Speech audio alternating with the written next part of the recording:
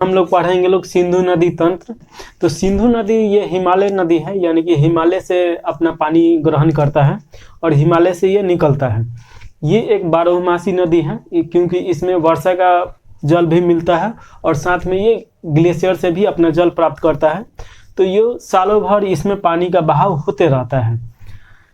थोड़ा सा इसका परिचय देखा जाए तो देखिए, इसका उद्गम स्थल जो है, तो उद्गम स्थल इसका पड़ेगा आपका तिब्बत में पड़ेगा।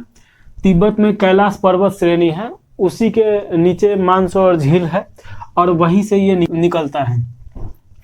जिस स्थान से निकलता है उस स्थान को बोखरचू बोला जाता है और तिब्बत में इसे शेरमुख या सिंही खंबात भी बोला जाता है। तो ये याद रखना है। उसके बाद देखिए इसका, ये भारत में दमचुक स्थान पे प्रवेश करता है। ये आपका लद्दाख का क्षेत्र है और यहाँ पे दमचुक जो स्थान है वहाँ से प्रवेश करता है भारत में। यहाँ पे आइएगा तो आपसे क्वेश्चन पूछेगा कि जो लेह शहर है वो इस नदी के किस ओर है, तो ये दाएं साइड में पड़ता है। जो लेह शहर है ये सिंधु नदी के दाएं साइड में पड़ता है।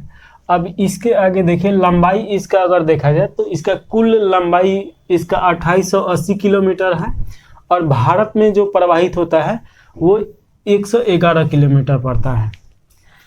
इसका मुहासा अगर बात किया जाए तो मुहासा अरब सागर में पड़ता है। ये 3 देशों से होकर प्रवाहित होता है। एक तिब्बत हो गया यानी चाइना, उसके बाद एक भारत और उसके बाद पाकिस्तान, और पाकिस्तान से होते हुए ये अरब सागर में अपना पानी विसर्जित कर देता है। उसके बाद देखा जाए इससे क्वेश्चन और क्या पूछेगा, तो इससे सहायक नदी से क्वेश्चन पूछेगा। तो सहायक नदी याद रखना है श्योक, गिलगिट, सिगार, काबुल और जास्कर, जिसमें सबसे महत्वपूर्ण जो नदी है श्योक नदी है और श्योक नदी लद्दाख में आके मिलता है। तो ये याद रखना है कि श्योक नदी कहाँ, भारत में ही प्रवाहित होता है श्योक, तो ये लद्दाख में आके मिलता है। और बात किया जाए इसके सहायक नदी में तो पंच नदी है, जिसमें पंच नदी झेलम, चेनाब, रावी, सतलज और ब्यास, तो ये 5 नदी का नाम याद रखना है। सबसे बड़ा सहायक नदी कौन सा है, तो आपका पड़ेगा चेनाब। तो ये हम लोग सिंधु नदी देख लिए। अब सिंधु नदी के बाद हम लोग को देखना है झेलम नदी। तो देखिए झेलम नदी जो है ये आपका उद्गम स्थल झेलम नदी का जो है पीर पंजाल में वेरीनाग पर्वत जो है, वेरीनाग पर्वत पे एक झील है जिसका नाम है शेषनाग झील, और शेषनाग झील से ही अपना पानी लेता है और वहां से प्रवाहित होता है। तो याद रखना है कि झेलम झील का उद्गम स्थल शेषनाग झील, और ये कहाँ पे है, जम्मू कश्मीर में है। जब ये प्रवाहित होते हुए आता है तो जम्मू कश्मीर में एक भारत का सबसे मीठे पानी का झील पड़ता है जिसका नाम है बुल्लर झील। तो ये बुल्लर झील में अपना पानी विसर्जित कर देता है कुछ हद तक। ये ऐसे भी क्वेश्चन पूछ सकता है कि बुल्लर झील में कौन सा नदी पानी अपना देता है या बुल्लर झील कैसे अपना पानी प्राप्त करता है। तो ये जब झेलम नदी प्रवाहित होता है तो इस यहीं से होकर गुजरता है, तो उसमें इसका पानी कुछ हद तक प्रवाहित होता है। इसके बाद देखिएगा कि पाकिस्तान में चेनाब नदी में जाके ये मिल जाता है, तो ये चेनाब के सहायक नदी है, और ऐसे तो सिंधु नदी का ही सभी सहायक नदी है। उसके बाद देखिए बांसमंगलम घाटी निर्माण जो प्रोजेक्ट है इसी पर निर्माणाधीन है, अभी निर्माण हो रहा है। और परियोजना का बात किया जाए कि मंगला डैम किस नदी पे है, तो आपका झेलम नदी पे पड़ेगा। उसके बाद तुलबुल परियोजना किस नदी पे है, तो ये भी झेलम में पड़ेगा। उसके बाद उरी परियोजना किस पे है, ये भी झेलम में है और ये जम्मू कश्मीर में पड़ता है। तो ऐसे यहाँ से इतना क्वेश्चन पूछता है तो ये याद रखना है। इसके बाद हम लोगों को पढ़ना है चेनाब नदी। तो चेनाब नदी देख लिया जाए, इसका उद्गम स्थल कहाँ पे है, तो देखिए बारालाचा जो दरा है उसके दोनों साइड से 2 नदी निकलता है। ये आपका बारालाचा दरा है और एक साइड से निकलता है चंद्र और दाएं साइड से निकलता है भागा। तो ये याद रखना है, ये दोनों एक चंद्र है और एक भागा है। तो याद रखना है कि चंद्र भागा, और ये दोनों जाके जम्मू कश्मीर में एक जगह है जिसका नाम है तांडी, और तांडी में दोनों मिल जाता है, और दोनों के मिलने से ही चंद्रभागा नदी जब मिलेगा तो इसका नाम हो जाता है चेनाब। तो ये याद रखना है कि चेनाब किन दोनों नदियों के मेल से बना है, तो चंद्र और भागा। दाएं साइड में भागा है और बाएं साइड में चंद्र है।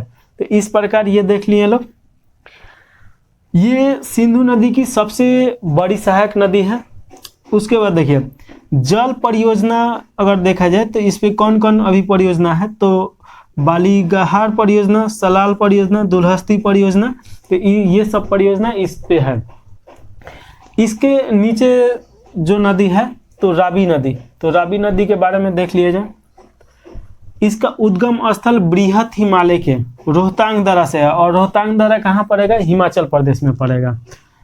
तो ये आपका हिमाचल प्रदेश में है, ये आपका पंजाब हो गया, और ये आपका जम्मू कश्मीर में हो गया, तो ये याद रखना है। और ये लद्दाख है। तो ये रोहतांग दर्रा है और यहाँ से इसका उद्गम होता है रावी नदी का। और रावी नदी जाके कहाँ मिल जाती है, तो चेनाब में, अहमदपुर में मिल जाती है, तो ये याद रखना है। उसके बाद देखिए कि पाकिस्तान में सराय सिंध के पास चेनाब नदी में मिल जाती है, तो ये हो गया। परियोजना अगर देखा जाए तो चमेरा बांध परियोजना हिमाचल प्रदेश में, थीन बांध परियोजना, इसी को बोला जाता है रंजीत सागर बांध परियोजना, ये जम्मू कश्मीर में पड़ता है, तो ये जरूर याद रखना है, यहाँ से बहुत क्वेश्चन आता है। देखिए ब्यास नदी, ब्यास नदी का उद्गम अगर देखा जाए तो ये होता है ब्यास कुंड से, जो कि रोहतांग दर्रा के पास में ही है। आपका ब्यास नदी ये रहा और ये आपका रोहतांग दर्रा है, तो इसी के आसपास में होता है। हिमाचल प्रदेश में कुल्लू घाटी से ये प्रवाहित होता है, ये जरूर याद रखिएगा। कुल्लू घाटी बहुत ज़्यादा पर्यटन के लिए फेमस है, तो ये याद रखना है। इसके बाद देखिए यह हरिके बैराज नामक स्थान है, जहाँ पे ये आके मिल जाता है सतलज नदी में, और मिलने के बाद यहाँ पे एक हरिके बैराज बांध बनाया गया है, डैम बनाया गया है। तो ये याद रखना है कि जहाँ पे मिलता है उस जगह का नाम है हरिके, और एक डैम बनाया गया है तो उसी के नाम पे बनाया गया है हरिके बैराज। और हरिके बैराज से ही पूरे विश्व का सबसे बड़ा नहर का निर्माण होता है, जिसका नाम है इंदिरा गांधी नहर। पंजाब से फिर हरियाणा, उसके बाद आपका कुछ हद तक राजस्थान से भी प्रवाहित होता है, तो ये याद रखना है। इसके बाद देखिए पंच नदियों में ये एकमात्र नदी है, यानी कि ये 5 नदियों में एकमात्र नदी है जो सिर्फ भारत में प्रवाहित होता है। आप देख रहे हैं हिमाचल प्रदेश में उद्गम हो रहा है और पंजाब में आके यहाँ पे विलुप्त हो जा रहा है, अपना पानी सतलज नदी को दे रहा है। तो ये एकमात्र नदी है ये 5 नदियों में जो सिर्फ भारत में प्रवाहित होता है, तो ये भी आपसे क्वेश्चन पूछ सकता है।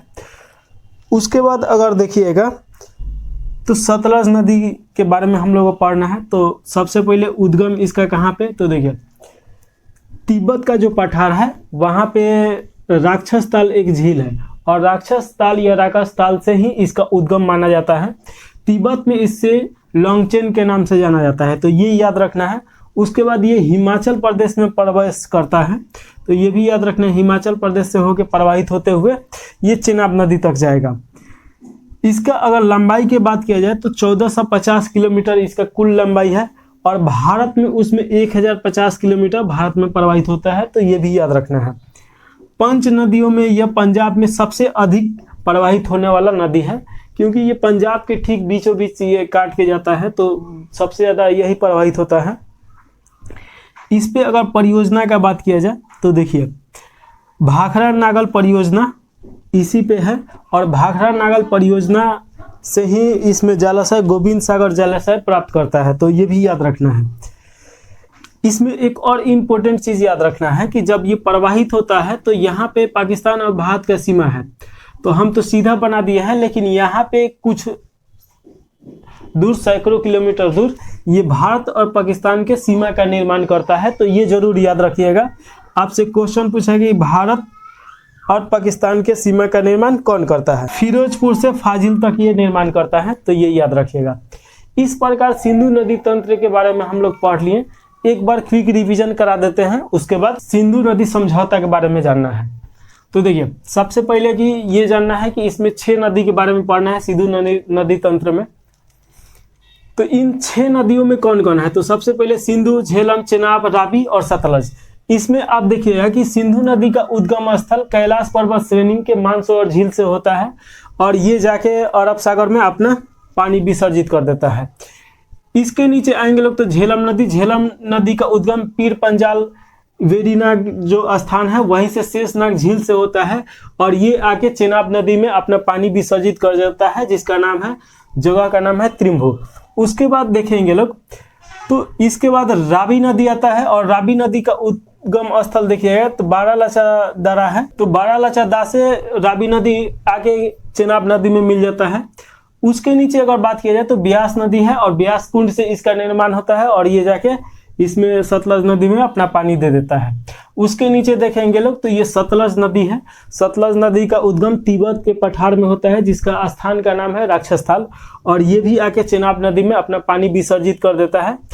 यहाँ पे सतलज और ब्यास नदी मिलके एक कुंड बनाता है लोग जिसका नाम है हरिजे बैराज कुंड, और इसी कुंड से एक नहर निकलता है जिसका नाम है इंदिरा गांधी नहर, और ये विश्व का सबसे बड़ा नहर है। तो इस प्रकार हम लोग सिंधु नदी तंत्र पढ़ लिए लोग। देखिए, सिंधु जल समझौता भारत और पाकिस्तान के बीच एक समझौता है जिसमें इसमें 6 नदियों का बंटवारा किया गया है। जिसमें देखिएगा कि कराची में 19 सितंबर 1960 को भारत के प्रधानमंत्री जवाहरलाल नेहरू और पाकिस्तान के राष्ट्रपति अयूब खान के बीच में होता है।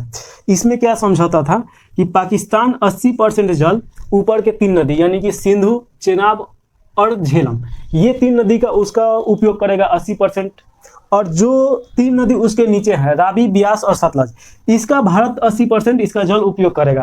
तो इस प्रकार से ये सिंधु नदी जल समझौता है जिसमें रावी, ब्यास और सतलज आता है। तो इस प्रकार सिंधु नदी तंत्र का पूरा हम लोग पढ़ लिए लोग।